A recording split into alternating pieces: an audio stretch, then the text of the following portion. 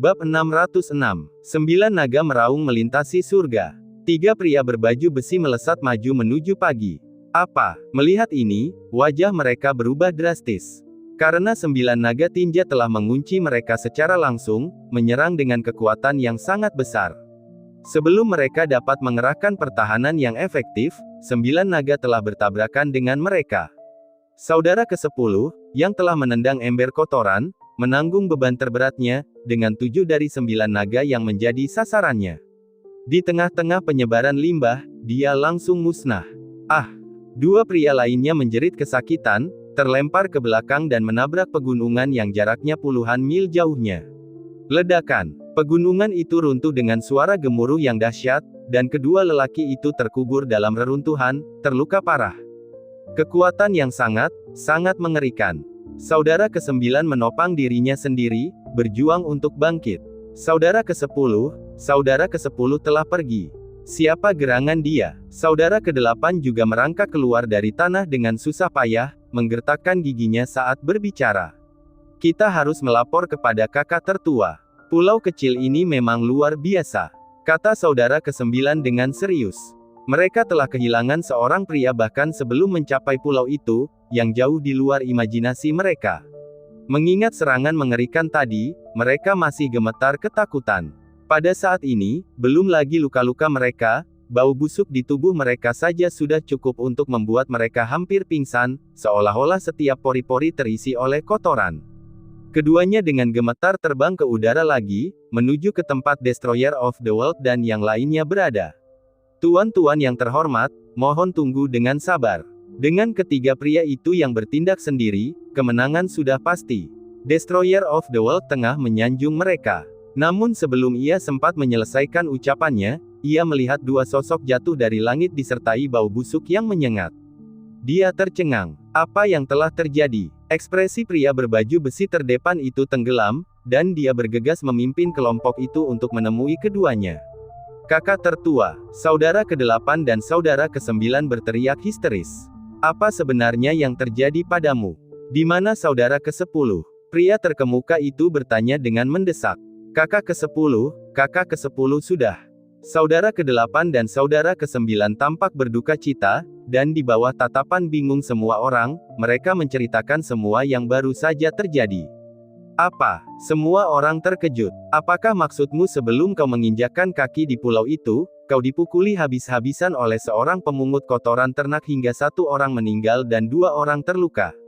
Mata pria berbaju besi terdepan itu terbelalak tak percaya. Kakak tertua, dia mungkin membawa kotoran, tapi kekuatannya luar biasa. Saudara ke-8 berkata dengan wajah sedih, kamu harus membalaskan dendam saudara ke-10. Baiklah, saya mengerti. Pria berbaju besi yang memimpin mengerutkan kening dan berkata dengan suara berat, aku tahu apa yang harus kulakukan selanjutnya. Kalian berdua obati luka-luka kalian terlebih dahulu. Dan yang lebih penting, pergilah mandi. Setelah mengatakan itu, dia tidak dapat menahan diri untuk menutup hidungnya. Setelah saudara ke-8 dan saudara ke-9 pergi, yang lain berkumpul di sekitarnya. Kakak tertua, apa yang harus kita lakukan? Kamu harus membalaskan dendam saudara ke-10. Ya, kita tidak bisa membiarkan saudara ke-10 mati begitu saja. Suara-suara datang dari mana-mana. Pria berbaju besi terdepan mengangkat tangannya, memotong perkataan mereka. Pulau ini, itu bukan tempat biasa. Jika kita menyerang dengan gegabah, apalagi menyelesaikan misi yang diberikan utusan, aku khawatir kita semua akan berakhir seperti saudara ke-10. Katanya dengan serius. Saat kata-kata ini diucapkan, hati semua orang hancur. Lalu apa yang harus kita lakukan, kakak tertua? Pasti ada jalan. Ya, kakak tertua. Kita tidak bisa kembali seperti ini begitu saja, bukan? Suara-suara terdengar dari mana-mana. Pria terkemuka itu berpikir lama sebelum berkata, serangan frontal tidak disarankan. Kita harus fokus mengintai pulau itu terlebih dahulu. Jadi, kita hanya bisa menggunakan metode itu. Bab 607. Apakah kamu ingat teknik sihir ilusi yang diajarkan utusan itu kepada kita? Pemimpin, maksudmu? Kerumunan orang berseru karena terkejut. Itu benar. Meskipun ini adalah pilihan terakhir kita, ada pepatah, kenali dirimu dan musuhmu, dan kamu akan memenangkan setiap pertempuran. Hanya dengan menyelidiki pulau ini secara menyeluruh, kita dapat mengetahui cara menaklukkannya. Semua orang mengangguk ketika mendengar ini. Meski enggan, mereka sadar bahwa itulah satu-satunya pilihan mereka, mengingat mereka telah kehilangan satu orang dan dua orang lainnya terluka parah tanpa sempat menginjakkan kaki di pulau itu. Kita tunggu 2 hari lagi sampai kakak ke-8 dan kakak ke-9 pulih, baru kita aktifkan formasi sihir ilusi besar. 2 hari berlalu dengan cepat. Sang penghancur dunia dan para pengikutnya tetap bersembunyi. Ketika saudara ke-8 dan saudara ke-9 telah pulih sekitar 70-80%, semua orang berkumpul di hutan. Formasi sihir ilusi besar telah didirikan di hadapan mereka. Pria berbaju besi di depan memberikan instruksi serius kepada kelompok itu. Ingat kematian saudara ke-10. Hanya dengan menyelidiki situasi pulau terlebih dahulu, kita mungkin bisa membalaskan dendamnya. Dengan mengaktifkan sihir ilusi, kita dapat menyusup ke pulau itu dengan mudah. Berkat pesona itu, tubuh kita akan kebal terhadap serangan formasi dan mental, dan pertahanan kita akan meningkat pesat. Bahkan para ahli terkuat pun tidak akan mampu melihat wujud asli kita. Ini seperti memiliki tubuh yang abadi dan tidak dapat dihancurkan, sehingga kita dapat menjelajahi setiap sudut pulau dengan bebas. Dimengerti. Semua orang menjawab dengan serius. Setelah memberikan instruksi, ke-9 orang itu memasuki formasi ilusi yang telah disiapkan satu per satu. Saat mereka masuk, lampu menyala, dan ke-9 orang itu berubah menjadi serangga terbang seukuran lebah. Setelah diamati lebih dekat, terlihat bahwa tubuh mereka terbungkus tebal dalam lapisan baja, bagaikan cangkang logam, kuat dan tidak bisa dipecahkan. Terdengar suara mendengung. Salah satu dari mereka berbicara. Kita akan mendekati pulau itu dari 9 arah yang berbeda. Begitu sampai di pulau itu, masing-masing dari kita akan menjelajahi area yang telah ditentukan. Catat formasi apapun, pakar yang kuat, atau benda-benda penting yang terkait dengan keberuntungan pulau itu. Kemudian, kita akan bertemu di danau di sisi selatan pulau sebelum kembali bersama. Setelah kita kembali, kita akan melaporkan situasi ini kepada utusan dan merumuskan rencana untuk menaklukkan pulau itu dan membalaskan dendam saudara ke-10. Apakah itu jelas? Dipahami. Dengan respon terpadu, 8 serangga terbang melesat dengan kecepatan cahaya. Pemimpinnya terbang di depan sang penghancur dunia. Sang penghancur dunia sudah takjub dengan teknik ini. Tuan, apakah Anda punya instruksi? Tanya sang penghancur dunia dengan hormat. Ingat, kamu harus melindungi formasi ilusi ini. Jika formasi ini hancur, kita tidak akan bisa kembali ke bentuk asli kita. Jadi, apapun yang terjadi, kamu tidak boleh pergi bahkan selangkah pun. Sang pemimpin memberi instruksi dengan sungguh-sungguh. Saya mengerti. Tenang saja, saya akan menjaganya dengan baik. Sang penghancur dunia mengangguk dengan serius. Baiklah, kuserahkan ini padamu. Tunggu di sini sampai kami kembali. Jangan khawatir, Tuan. Saya tidak akan pergi sampai Anda kembali. Aku akan menunggu di sini, apapun yang terjadi. Sang penghancur dunia mengepalkan tangannya dan berbicara dengan tegas. Setelah mereka pergi, sang penghancur dunia memperluas indranya untuk memantau lingkungan sekitar sambil duduk bersila. Senyum tipis muncul di wajahnya. Meskipun semua kekayaan benua sungai abadi telah hilang, tuannya tidak menyalahkannya. Lagi pula, bahkan utusan yang datang untuk membantu terakhir kali pun telah dilenyapkan oleh orang misterius berjubah hitam itu dengan satu pukulan, jadi dapat dimengerti kalau dia tidak bisa menang. Bukan saja dia tidak disalahkan, tetapi utusan baru yang dikirim tuannya itu juga mengatakan bahwa jika dia bekerja sama dengan 10 penegak surgawi untuk mengungkap pelakunya, dia akan dihadiahi kesempatan yang luar biasa. Walaupun 10 penegak surgawi ini mengalami awal yang sulit, dan langsung kehilangan satu anggota, teknik sihir ilusi ini tampak cukup kuat. Pasti mereka akan segera kembali. Begitu mereka menyelidiki pulau itu secara menyeluruh, mereka mungkin tidak akan jauh dari menyelesaikan misi. Ini berarti dia tidak jauh dari menerima pahala tertinggi dari tuannya. Ah, betapa menakjubkannya. Yang perlu saya lakukan adalah duduk di sini dan menunggu. Sang penghancur dunia tersenyum lebar. Bab 608. Bau sekali. 9 serangga terbang melesat di langit seperti meteor. Salah satu dari mereka segera menyampaikan pesan kepada yang lain. Jangan bertindak gegabah. Orang ini dengan mudah mengalahkan kalian bertiga. Dia pasti salah satu penguasa tertinggi di pulau ini. Tidak banyak orang seperti dia di sini, jadi mari kita hindari dia untuk saat ini. Pemimpinnya memberikan perintah telepati kepada kelompoknya, begitu kita mengumpulkan informasi, kita bisa menghadapinya nanti.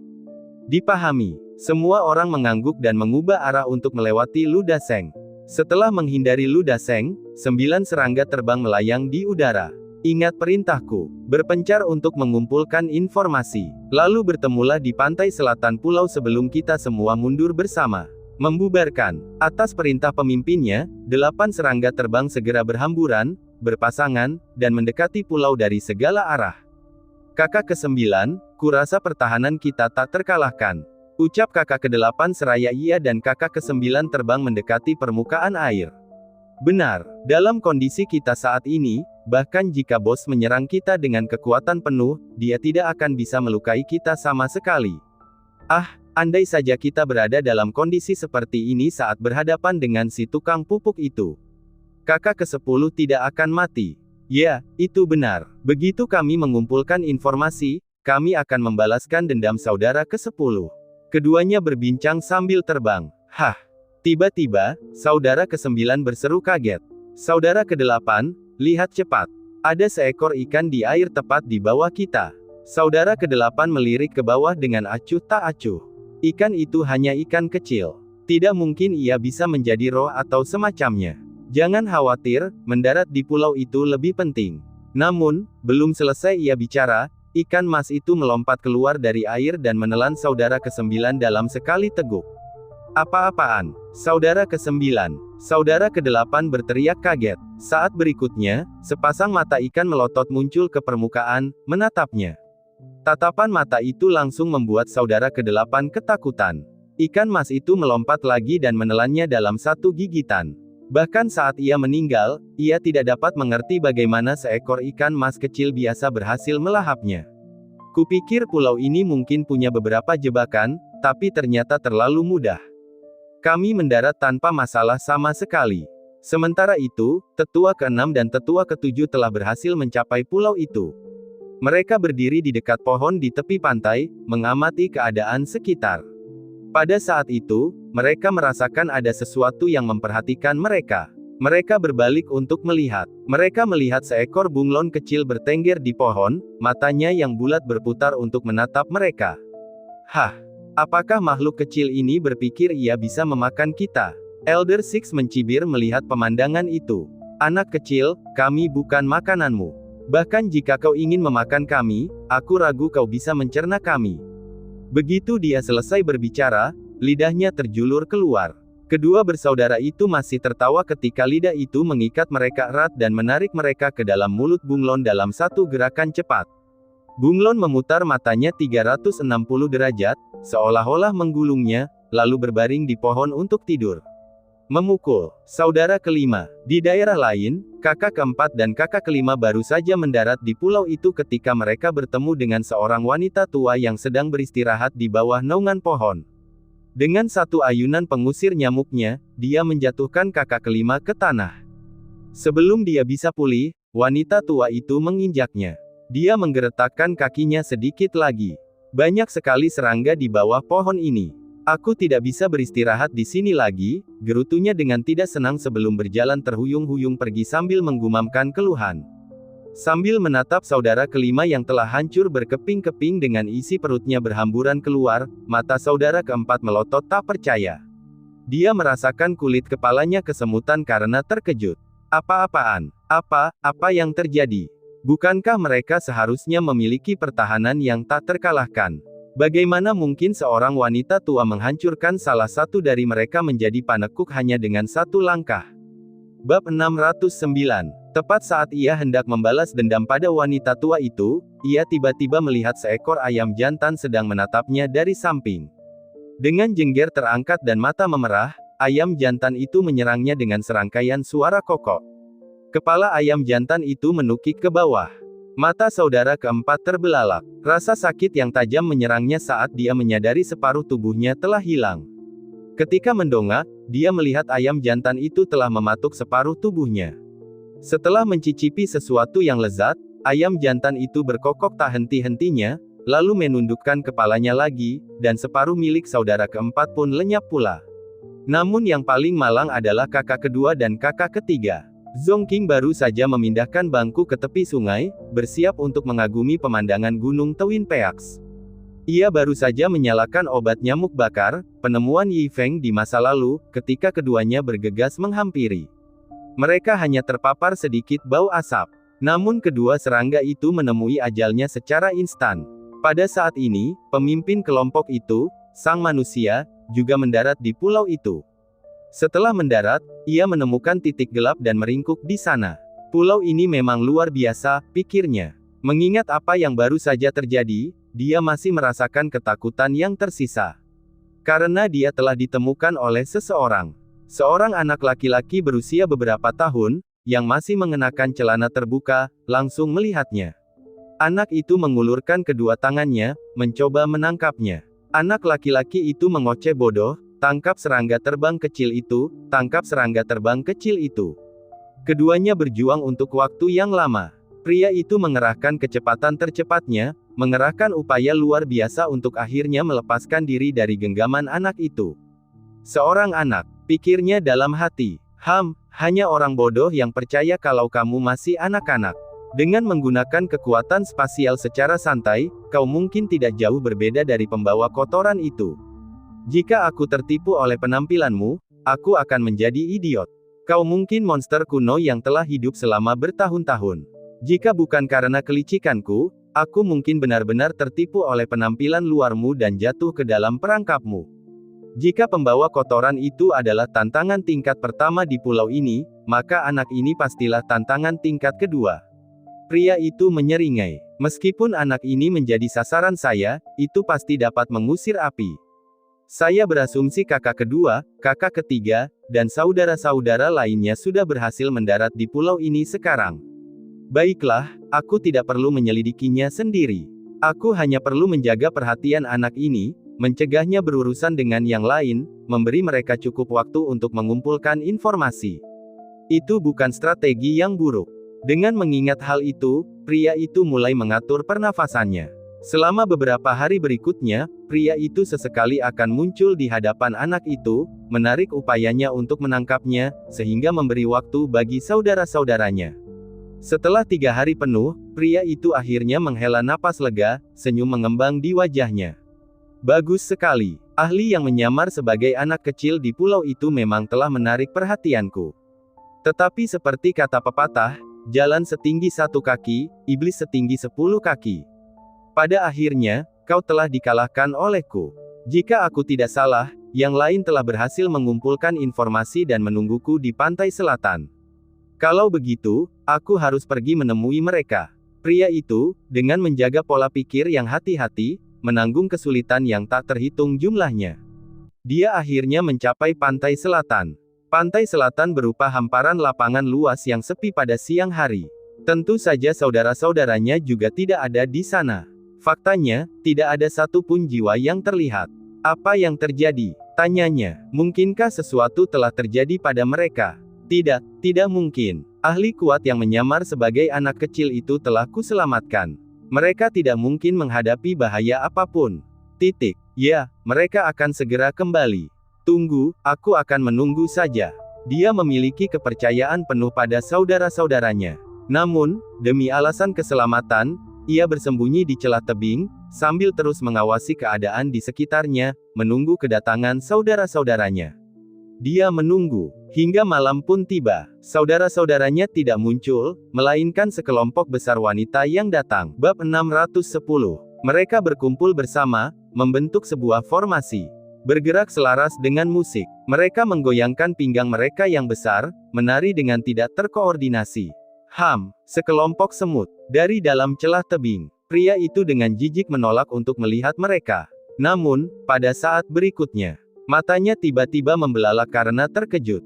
Ia merasa ngeri saat mengetahui saat kelompok ini menari, dari tangan mereka terpancar kekuatan dao agung yang tak terhitung jumlahnya. Ini. Wanita-wanita tua ini. Apa-apaan mereka ini? Tetapi, sebelum satu gelombang mereda, gelombang lain muncul. Sekelompok lelaki tua berkumpul di dekatnya. Beberapa orang memainkan erhu, mengeluarkan suara-suara jahat yang membuatnya gemetar saat mencapai telinganya. Ada yang bermain catur, setiap buah catur berjatuhan bagai ketukan yang menggetarkan bumi, menggetarkan jiwa. Yang lain menampilkan seni bela diri kuno yang lambat, seolah tanpa kekuatan, tetapi setiap gerakan seakan berkomunikasi dengan langit dan bumi. Pada saat ini, sekelompok anak datang berlari dari samping. Anak-anak menendang bola sambil tertawa cekikikan dan gembira. Namun ketika kaki mereka menyentuh bola, bola tersebut seolah memanipulasi kekuatan ruang. Yang paling mengejutkannya adalah, anak yang telah beradu akal dengannya selama berhari-hari duduk di dekatnya, menatap kosong, dan berkata bahwa ia ingin ikut serta. Anak-anak lainnya berkata, "Kamu terlalu lemah, kami tidak menginginkanmu. Kamu terlalu lemah." Apa itu? Wajah pria itu penuh tanda tanya. Tepat saat itu, seekor nyamuk terbang berdengung melalui celah di depan matanya, tiba-tiba melotot ke arahnya. Aduh, tatapan itu membuat pria itu menjerit. Seperti apa ekspresi itu? Penghinaan, dan aura apa yang dipancarkannya tadi? Ia mengamatinya lagi, dan mendapati ia tak dapat memahami tingkat kultivasi jangkrik yang berkicau di rumput dekat sana. Di sisi lain, 7 anak anjing bermain, memancarkan tekanan tak berwujud yang terasa begitu tak terduga baginya. Lelaki itu tanpa sadar menyusut ke dalam celah, mundur sejauh yang ia bisa. Tubuhnya basah oleh keringat, giginya gemeretak. Astaga, tempat macam apa ini? Tempat macam apa ini yang telah kudatangi?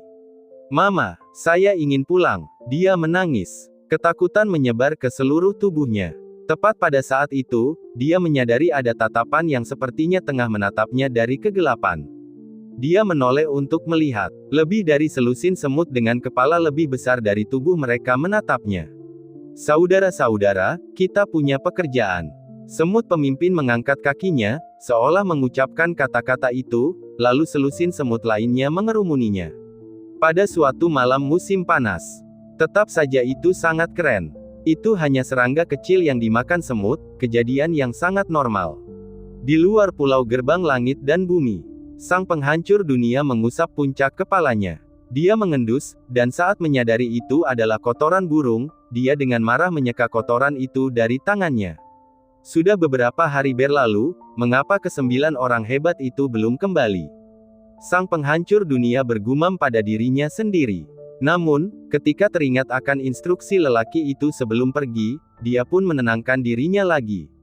Biasanya, saat mereka tutup untuk bercocok tanam, itu berlangsung selama puluhan tahun. Bagaimana saya bisa begitu tidak sabar hanya untuk beberapa hari? Aku akan menunggu dengan setia.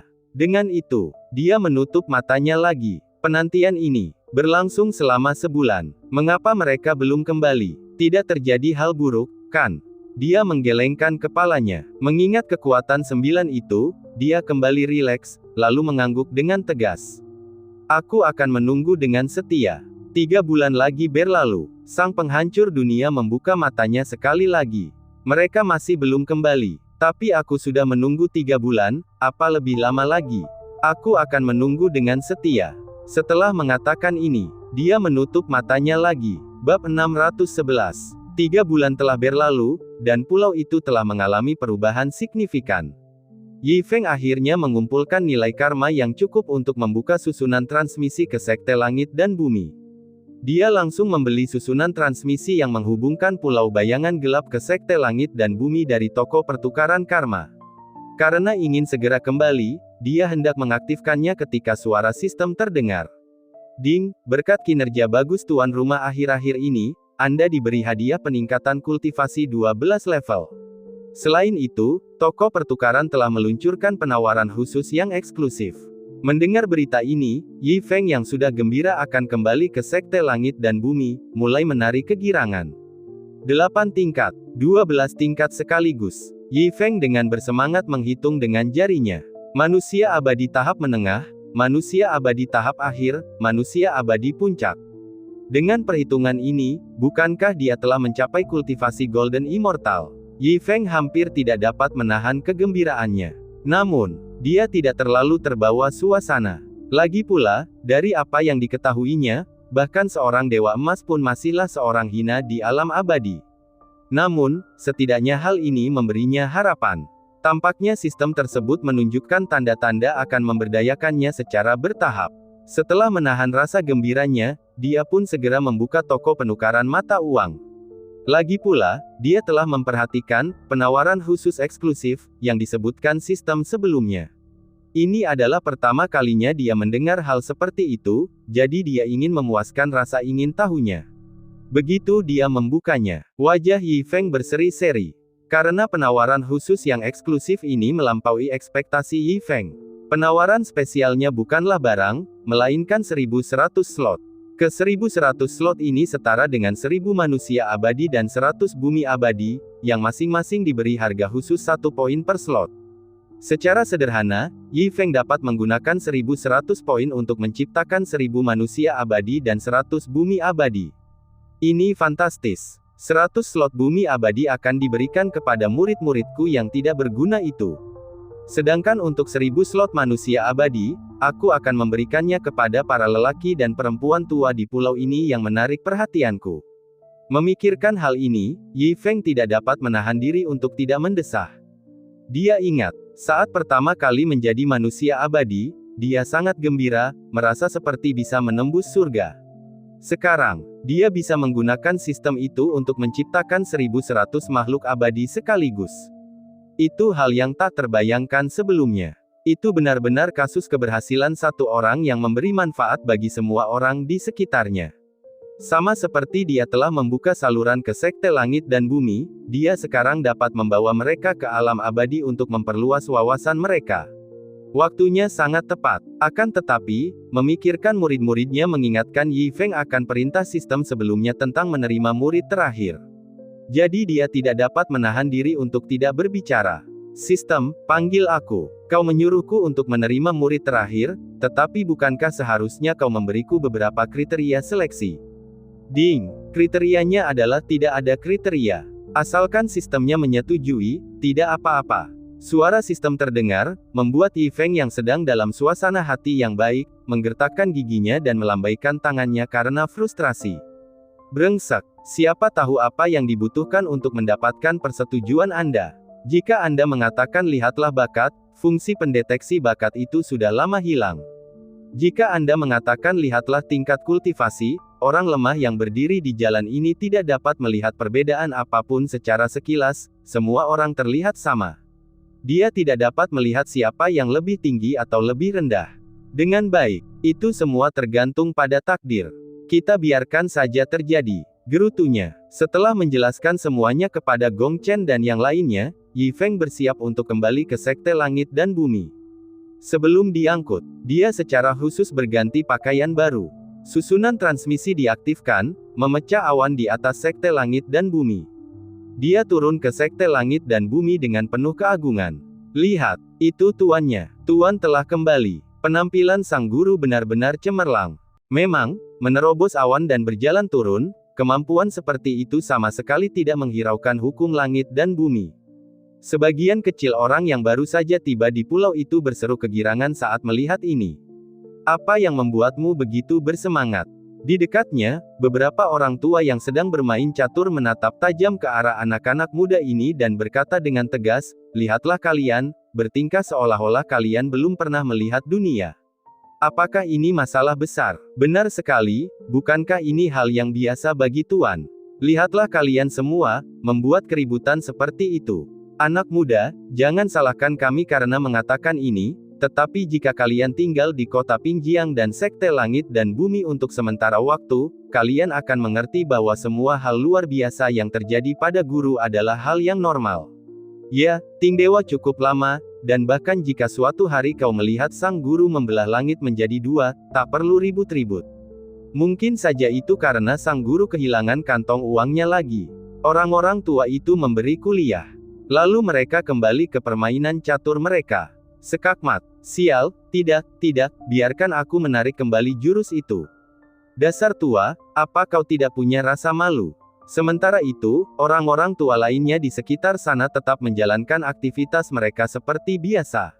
Mereka yang berjualan tahu tetap berjualan tahu, mereka yang berjualan kura-kura tetap berjualan kura-kura, tidak menunjukkan reaksi apapun terhadap apa yang terjadi di langit. Mereka telah melihat semuanya. Tidak ada yang mengejutkan mereka lagi. Brengsek. Di langit, Yi Feng yang agung mengutuk. Apakah orang-orang tua di Sekte Langit dan Bumi ini kehilangan sekrup di kepala mereka? Dia telah berusaha keras untuk pamer menggunakan sistem turun dengan cara yang begitu megah, namun tidak ada reaksi. Mereka setidaknya bisa datang dan memberi penghormatan, seolah-olah ada dewa yang turun. Kalau tidak seperti itu, setidaknya ada satu atau dua tarikan napas terkejut. Babi Rong, dia turun dari langit dan datang ke kios Porkrong. Halo, Guru, apakah Anda ingin kaki babi?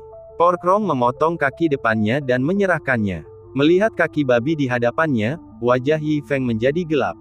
Brengsek, apakah ini tentang kaki babi? Setidaknya berikan reaksi. Di hadapan kalian semua, setidaknya aku harus dianggap sebagai seorang ahli yang hebat, bukan? Tidakkah kamu dapat sedikit mengagumi betapa menakjubkannya aku? Dengan baik, gagal pamer. Dia seharusnya tidak berusaha pamer di depan para pria dan wanita tua yang bereaksi lambat ini. Dalam waktu singkat dia telah pergi.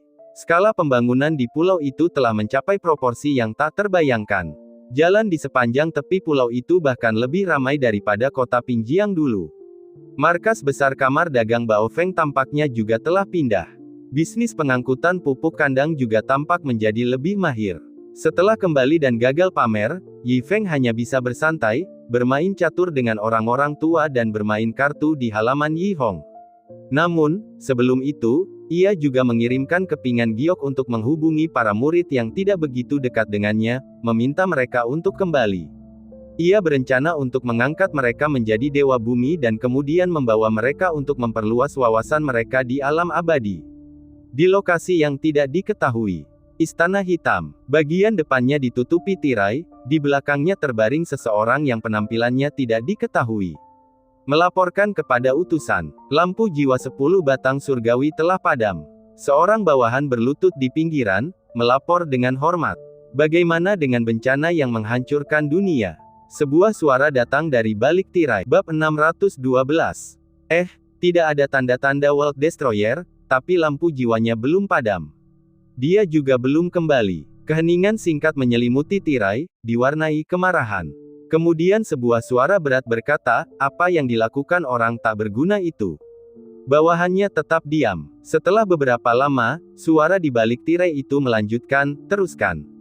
Ya, Tuan. Utusan, Tuan. Mata-mata kami yang bersembunyi di luar Pulau Sekte Langit dan Bumi telah mengumpulkan beberapa informasi melalui cara tidak langsung dan rumor. Dalam 2 hari terakhir, seorang tokoh penting telah kembali ke Sekte Langit dan Bumi. Jika tebakan kita benar, itu pasti penguasa pulau ini. Setelah kembali, dia tampaknya telah mengaktifkan sejumlah besar tablet giok, memanggil murid-murid pribadinya kembali ke pulau itu. Oh, suara terkejut terdengar dari balik tirai. Jika aku tidak salah, ini adalah reaksi atas masuknya 10 penegak langit ke pulau ini, bukan? Tampaknya meskipun 10 penegak langit telah tewas, mereka masih menimbulkan tekanan dan dampak yang signifikan. Paling tidak, sekte tersebut pasti telah merasakan kehadiran kita dan menyadari bahaya serta tekanan tersebut. Itulah sebabnya sang guru harus kembali secara pribadi dan mengumpulkan murid-muridnya. Sepertinya mereka mulai cemas. Saya menduga mereka sedang mendiskusikan cara menghadapi kita. Utusan itu sangat tanggap, sanjung bawahannya. Tepat saat itu, sebuah tablet giok berkedip. Dia mengeluarkan tablet giok untuk menerima pesan, matanya berbinar.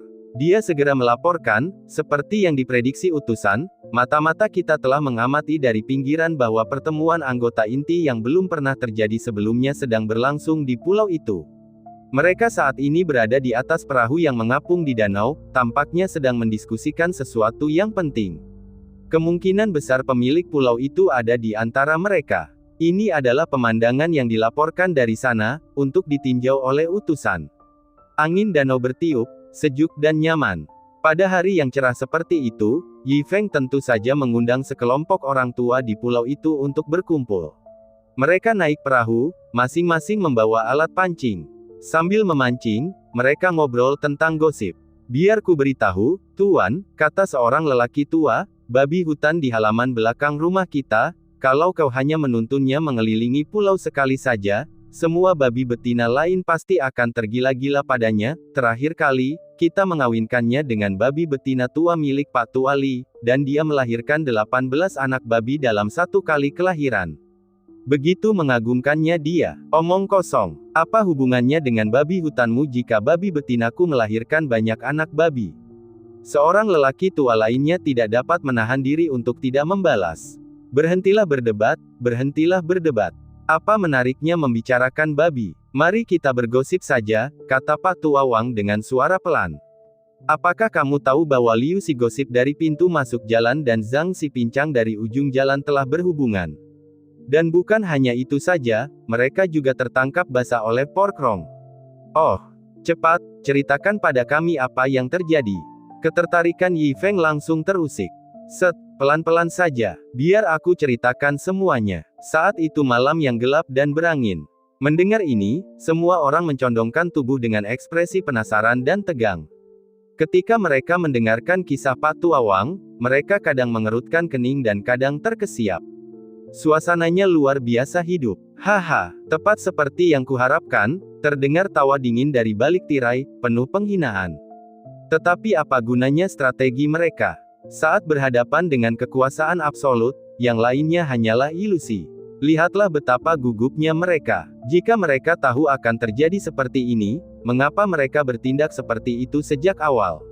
Sejak mereka mulai bersaing dengan penguasa kita untuk mendapatkan keberuntungan karma, nasib mereka sudah ditentukan.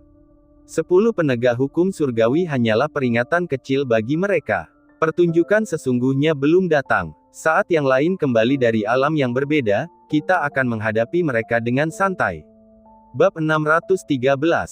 Alam Abadi. Jia Jiakin menggembalakan sekawanan burung phoenix surgawi muda, menggiring mereka seperti bebek, ke tanah tandus. Hahaha, kakak Jia, mengapa kamu menggembalakan begitu banyak binatang kecil? Pada saat itu, Shen Nong terbang dari langit, memegang kubis besar di tangannya. Oh, ini beberapa phoenix muda yang baru dibiakkan, varietas bibrida. Karena Tuan kita telah memanggil kita kembali, kupikir aku akan membawakannya beberapa makanan khas setempat, jelas Jia Jiakin. Saya juga begitu. Kubis ini juga merupakan hasil budidaya saya yang sangat teliti. Saya akan membawanya kembali untuk saudara Ci Yitong untuk membuat hidangan kubis yang disobek dengan tangan untuk tuan kita, kata Shen Nong. Ketika keduanya tengah asyik mengobrol, seorang pemuda berjubah, berkepala botak, dan bermata ikan mati berlari menghampiri mereka. Saudara Bai Qiu, tampaknya kamu masih belum bisa terbang. Jia Jiakin tidak dapat menahan diri untuk berkata. Wah, hehe. Bai Qiu mengusap kepalanya yang botak berkilau. Di kejauhan, tekanan hebat turun. Su Yunyun berjubah merah mendekat dari langit. Di sisi lain, Zhu Jishan, memegang pagoda, juga bergegas mendekat. Kemudian, Li Jin, Xiao Zhan, Mo Tianji, Li Taibai, Hua Tuo, dan lainnya tiba satu demi satu. Tak lama kemudian, murid-murid yang lain pun ikut berkumpul. Selain saudara Zhong Qing dan saudara Wu Tao, serta saudari Yun Wu yang selalu tinggal di Sekte Langit dan Bumi, kami semua, termasuk murid terluar Wu Tian, berjumlah total 97 orang. Su Yunyun menghitung angka-angkanya. Namun tidak peduli bagaimana dia menghitungnya. Dia menemukan satu yang hilang. Di mana saudara Hong Feng Kuang? Setelah mencari-cari, Su Yunyun akhirnya menyadari siapa yang hilang dan segera bertanya. Oh, kakak, aku lupa memberitahumu, Hong Feng Kuang ada di sini. Sambil berkata demikian, Li Jin mengangkat kantung mayat yang berisi daging cincang Hong Feng Kuang dan berkata dengan putus asa, sebelum menerima slip giok guru, saudara Hong berkelahi dan meledakkan diri. Mendengar ini, semua orang yang hadir memiliki garis-garis hitam di wajah mereka. Orang ini masih bisa meledak sendiri dengan sedikit provokasi. Baiklah, karena guru sudah memanggil kita, mari kita bergegas kembali. Su Yunyun berkata, namun, guru selalu sangat menuntut dari kami. Saya yakin kalian semua pasti telah mencapai sesuatu di alam abadi sekarang. Tentu saja, saya sekarang adalah salah satu penguasa 3 benua tengah. Kata seorang murid, saya sekarang adalah tetua senior di salah satu sekte 3 benua atas. Murid yang lain berkata, binatang buas yang aku biarkan dapat menyapu bersih seluruh 3 benua tengah, kata Jia Jiakin. Sayuran yang saya tanam dapat membuat manusia mencapai keabadian. Shen Nong juga berteriak. Aku masih belum bisa terbang, tapi aku bisa melompat ke bulan. Bai Qiu mengusap kepalanya dan memutar mata ikannya yang mati lagi. Aku bisa membuat penguasa manapun di 3 benua tengah menangkap sebilah pedang dengan tangan kosong. Li Jin juga angkat bicara, lalu mengangkat kantong mayat lagi dan berkata, ngomong-ngomong, Saudara Hong Feng Kuang juga bisa menyeret penguasa manapun di 3 benua tengah menuju kehancuran bersama. Satu persatu, para murid melaporkan prestasi mereka. Bahkan yang paling tidak berprestasi sekalipun. Setidaknya bisa menjadi penguasa benua yang sedikit lebih rendah di 3 benua tengah. Bagus sekali, semua orang telah melakukannya dengan sangat baik. Dengan pencapaian ini, saya yakin kita bisa mendapatkan pujian dari guru saat kita kembali. Su Yunyun sangat puas dan mengangguk berulang kali. Kakak, bagaimana dengan prestasimu? Yang lainnya semua memperhatikan. Su Yunyun tersenyum jenaka, aku sekarang adalah penguasa salah satu dari 3 benua atas. Apa, kakak tetap yang paling hebat? Semua orang sangat terkejut. Bab 614. Sebagaimana diketahui, alam abadi terdiri dari 108 benua, terbagi menjadi 3 benua atas, 3 benua tengah, dan 3 benua bawah. 3 benua bawah, terus terang saja, pada dasarnya adalah daerah kumuh. Kekuatan penguasa benua di sana mungkin setara dengan Dewa Emas. Di 3 benua tengah, levelnya sangat meningkat. Para penguasa benua di sana setidaknya memiliki kultivasi alam abadi bintang, dan itu untuk para penguasa yang paling lemah. Adapun 3 benua atas, mereka berada di luar imajinasi. Bahkan sesepuh biasa dari benua tersebut kemungkinan memiliki kekuatan alam abadi matahari dan bulan. Para penguasa 3 benua atas memiliki kekuatan yang tak terduga. Baiklah, para murid, tidak perlu berkecil hati. Aku baru mulai mengikuti guru kita beberapa hari sebelum kalian. Ayo cepat kembali untuk menemui guru kita. Sepakat. Semua orang menjawab serempak. Kekuatan gabungan mereka berkumpul bersama, langsung merobek penghalang alam abadi, kembali ke benua sungai abadi. Beberapa lusin murid turun ke pulau kecil, menuju sekte langit dan bumi. Sepanjang jalan, berbagai pria dan wanita tua menyambut mereka dengan antusias. Setelah mereka lewat, seorang pemuda tak kuasa menahan diri untuk bergumam, "Ayah, kupikir semua murid guru itu sangat kuat." Meskipun beberapa dari mereka tampak tak terduga, kebanyakan dari mereka tidak tampak begitu mengesankan. Lihat, bahkan ada dewa surgawi di antara mereka, dan beberapa yang tampaknya tidak memiliki kultivasi sama sekali, hanya manusia biasa. Bagaimana orang-orang seperti itu bisa menjadi murid guru? Bukankah ada orang yang dipilih secara acak dari pulau kita yang lebih kuat dari mereka? Jika aku adalah murid sang guru, aku akan jauh lebih kuat dari mereka. Pemuda itu melanjutkan ucapannya yang meremehkan. Memukul. Ayahnya menamparkan kepalanya dengan keras. Dasar bodoh. Kau hanya sampah reinkarnasi abadi yang hanya bisa sejauh ini dengan meminum air dan memakan makanan di pulau ini. Apa hakmu untuk mengkritik? Tidakkah kamu tahu bahwa setiap murid sang guru telah diakui oleh suatu bentuk hukum surgawi? Dan dewa surgawi yang kau sebutkan itu, dia adalah Zhen Jiaozhen, peringkat ke-30. Alasan dia masih menjadi dewa surgawi adalah karena dia memiliki standar yang sangat tinggi, bahkan hampir keras untuk dirinya sendiri. Dia ingin naik ke tahap dewa emas yang paling sempurna, itulah sebabnya dia masih berada di level dewa surgawi. Namun, bahkan sebagai dewa surgawi, dia dapat dengan mudah membunuh ribuan dewa reinkarnasi sampah sepertimu. Adapun manusia biasa yang kamu sebutkan, namanya Bai Qiu. Dia memang manusia biasa tanpa kultivasi, yang bahkan tidak bisa terbang.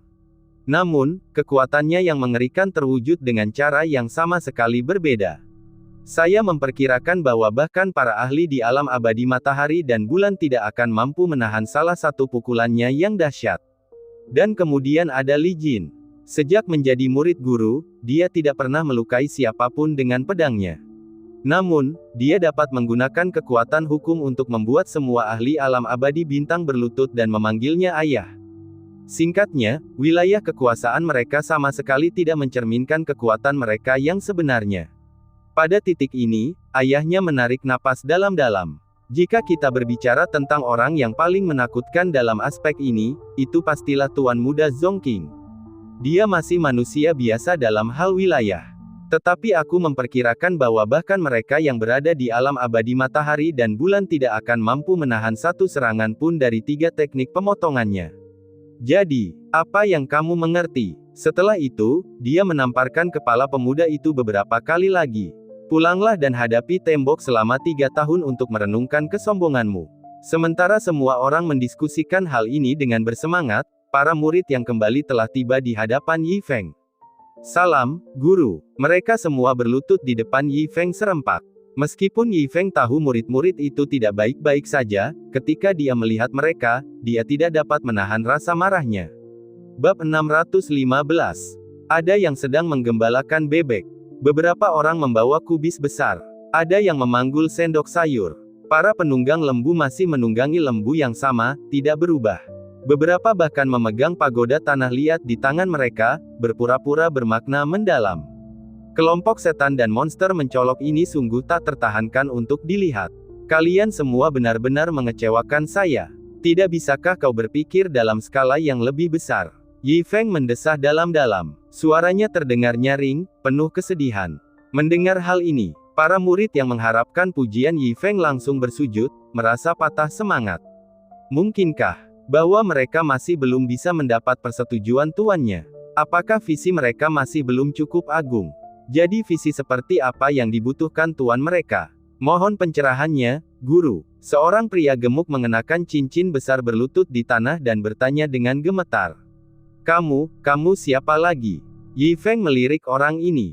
Guru, saya adalah murid ke-50, bernama Qian Duo, jawab lelaki gemuk itu dengan hormat. Oh, Yi Feng mengangkat kepalanya, seolah-olah memiliki ingatan samar-samar, dan berkata, aku ingat pernah mendengar seseorang berkata bahwa salah satu dari kalian mengelola sebuah rumah uang. Itu seharusnya kamu, kan? Yi Feng bertanya. Benar sekali, ini saya, kata lelaki gemuk itu dengan hormat. Saya ingin bertanya kepada guru, apa yang harus saya lakukan agar tidak mengecewakan Anda? Bagaimana menurutmu? Yi Feng menatapnya dan berkata, meskipun mengelola rumah uang tidaklah buruk di antara kalian para murid, apa gunanya hanya mengelola rumah uang yang sederhana? Yang saya inginkan adalah monopoli. Apakah kamu mengerti monopoli? Setidaknya, kamu harus memonopoli area tempatmu berada, mengerti? Yi Feng memberi ceramah dengan suara keras. Bukannya dia ingin mengkritiknya, karena di benua Sungai Abadi, membuka rumah uang bukanlah hal yang sulit. Ambil contoh kota Pingjiang, ada banyak rumah uang tempat orang bisa menarik uang. Dengan beberapa koneksi dan sedikit modal awal, orang bisa dengan mudah bergabung dan membuka cabang. Namun monopoli berbeda. Ambil contoh kota Pingjiang, pihak yang memonopoli rumah-rumah uang adalah kamar dagang Baofeng. Melihat visinya benar-benar berbeda, mendesis. Qian Duo menarik napas tajam. Ya sudah itu saja. Jadi guru ingin saya memonopoli rumah-rumah uang di alam abadi. Bodoh sekali. Betapa bodohnya aku bersikap puas diri hanya karena aku menjadi salah satu dari 10 rumah uang teratas di alam abadi. Jika kita melihatnya dari sudut pandang ini, itu jauh dari cukup. Terima kasih, Guru. Sekarang saya mengerti. Saya akan berusaha keras untuk mencapai tujuan yang telah Anda tetapkan untuk saya. Qian Duo berkata dengan hormat. Sangat bagus. Kamu bisa diajar. Yi Feng memuji. Pujian ini mengundang pandangan iri dari semua rekan muridnya terhadap Qian Duo. Menguasai. Sebenarnya memuji Qian Duo. Lalu apa artinya aku menjadi gubernur salah satu dari 3 benua atas? Sesuai dengan tujuan yang ditetapkan guru untuk saudara Qian, bagiku, aku harus berusaha menguasai seluruh alam abadi. Su Yunyun berpikir dalam hati. Sayangnya, aku sangat bangga telah membiarkan sekelompok burung Phoenix Dewa dan secara khusus membawa mereka kembali, berharap guru akan memujiku. Aku benar-benar malu. Jika aku harus membiarkannya, aku harus membiarkan binatang dewa tertinggi dari alam abadi. Jia Jiakin diam-diam mengambil keputusan. Kupikir sangat mengagumkan bahwa aku bisa membuat semua gubernur 3 benua tengah menangkap bilah pedang kosong dengan tangan mereka, tetapi di mata guru, itu hanya permainan anak-anak. Sepertinya tujuan masa depanku adalah membuat semua orang di alam abadi menangkap bilah pedang kosong dengan tangan mereka hanya dengan satu tebasan pedang. Li Jin mengencangkan cengkeramannya pada pedang panjangnya. Maka tujuanku adalah meledakkan seluruh alam abadi bersama diriku sendiri saat aku menghancurkan diriku sendiri di masa depan. Mata Hong Fengkuang berkilat karena kegilaan. Pada saat itu, setiap orang memiliki realisasinya sendiri.